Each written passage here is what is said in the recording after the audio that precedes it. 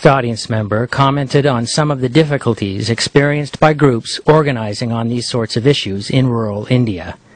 He asks what kind of critical mass of organizing and support do these efforts need in order to begin to show some progress.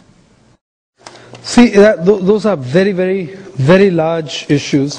But if you look at, say, if you look at the TDP, you look at the Telangana Rashtriya Samiti, the TRS, these guys, there are lots of things that are very interesting. And it also connects up in some ways with the kind of socialization process and media monopoly stuff that he's raising.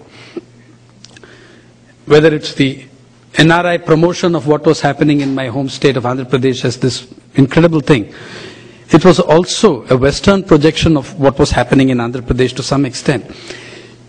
Andhra Pradesh, the Telangana region, and many of these regions symbolize some of the basic failures of the Indian state in the last 40-50 years. We've not addressed certain pressing land issues. We've not solved them. Telangana did have a radical land reform, land distribution, after which the movement of Telangana, as you know very well, was crushed physically.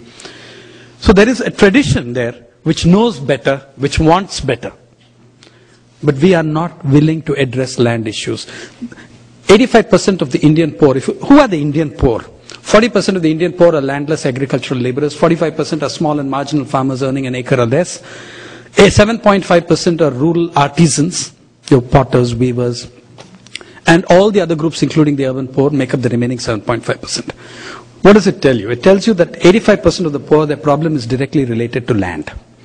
It's the one issue that no central government in the last 15 years has had anywhere within a mile of its agenda.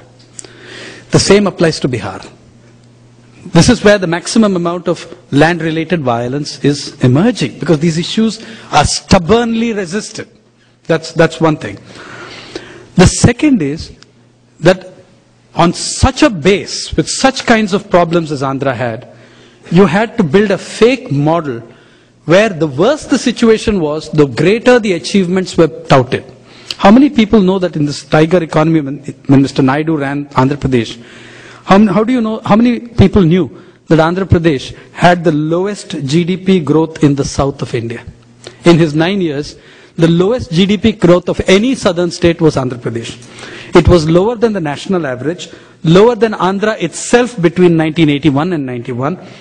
Its rank amongst the states fell from number 4 to number 8. In the National Family Health Surveys, one was held in 91, one in 97, 98. The only southern state that did not show improvement in infant mortality rates in the south was Andhra Pradesh. Its educational performance is the worst in the south. The literacy rate of Cyberabad, the great miracle software capital, is lower than that of Patna in Bihar. Okay, but it was a Gobelisian thing. If you shouted the lie often enough and loudly enough, it worked. It worked for those for whom it was meant to work. Unfortunately, it did not work at the level of the population, who knew and know that their basic concerns were not addressed. And I want to show you that in the Telangana region, when the defeat came for the TDP, in Cyberabad, their centerpiece for the entire universe, out of 15 seats, they lost all but 2. Even in the place where they should have had the maximum success, they were wiped out. So so there's this huge gap between mass media, mass reality, between what the elites are addressing and the issues that people are raising.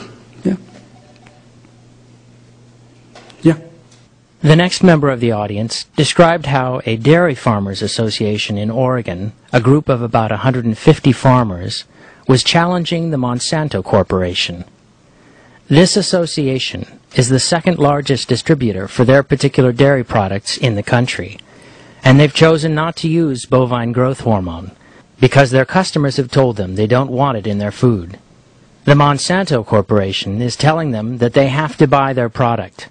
They have to use the growth hormone that Monsanto markets to the farmers.